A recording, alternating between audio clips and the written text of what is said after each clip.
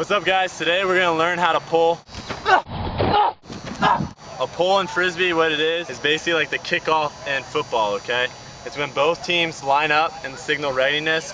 One team throws it off to the next team, and that's what's gonna start play. All right, so the first thing we're gonna learn is the grip. The grip is very similar to a backhand huck grip. The only thing you're gonna change, okay, backhand huck I set to really try to get your thumb as close to the rim as possible.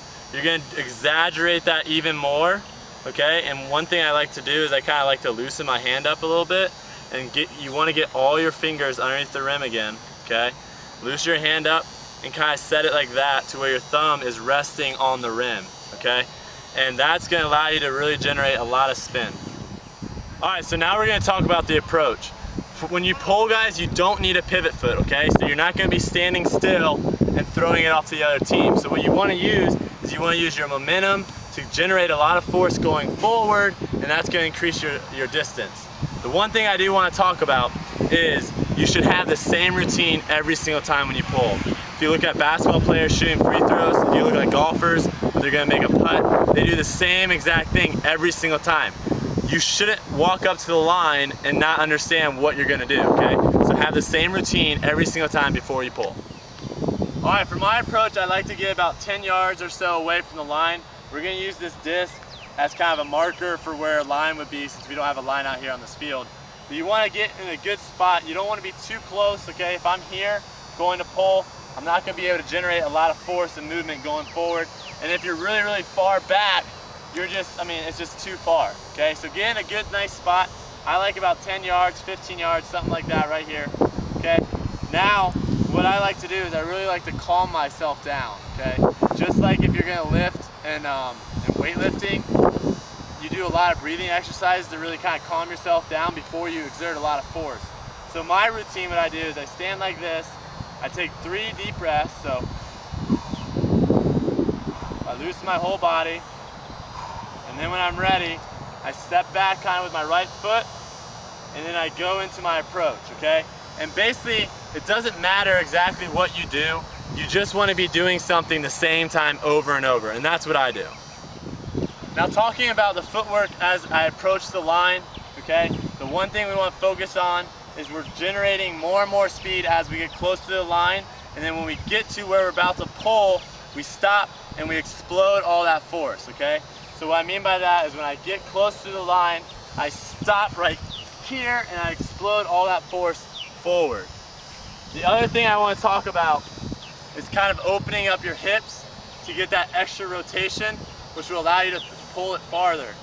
What I mean by that is as I walk to the line, if I was going to go in slow motion, my left foot, if I'm a right-handed puller, my left foot is going to do kind of a backwards cross step. So I'm going to go backwards here, which really allows me to open up my whole side. And this is basically my last move. And then I take my right foot and come through, and now I can generate all that power. If you come straight forward like this and go to pull, you can see that my hips are pointing towards my target. It's really hard for me to turn. So it's important to get that cross step. Okay, so I go here, I cross step back, open up my hips, and then when I pull, I have that much more leverage to get the disc going far down the field. So now we're actually going to talk about the motion of the pull. When I come into it, it's a lot of my lower body. I talked already about the hips and really being able to open your hips up to generate that force. You want to also use a lot of your leg strength. So when you go into it, you don't want to be standing upright. You want to be down crouched kind of like this. And then when you turn and rip, okay, your hips are going, and then this left leg is exploding off that back. And that's going to generate a lot of force lower body. Now with the upper body, you want to kind of dip your shoulder down a little bit. So when I go up to it, I'm going to dip my shoulder down a little bit. I'm going to really bring this disc back as far as I can.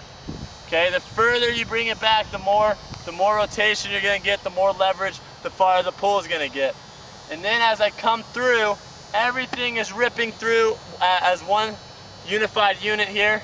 And at the end, I'm really snapping my wrist, and then I'm coming off my left side. Okay, those are the key things to do as far as arm motion goes and lower body when you pull.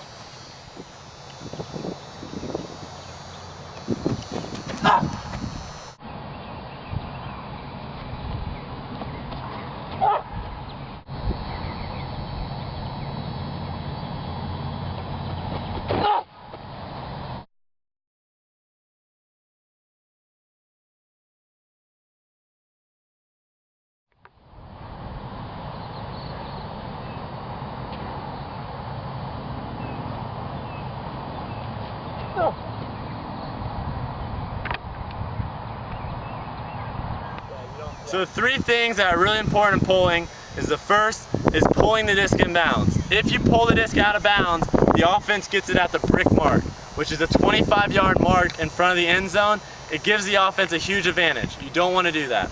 The second thing is hang time, okay? Being able to let the disc sit up there and hang to allow your defense to get down. The third thing is distance. The further you can push it back, the more the offense has to work it up, okay? If you can add in the hang time and the distance together and pull it in bounds, you're gonna be a great puller. That's all we got today. The next thing coming up is advanced strategies for pulling, so stay tuned for that. Peace.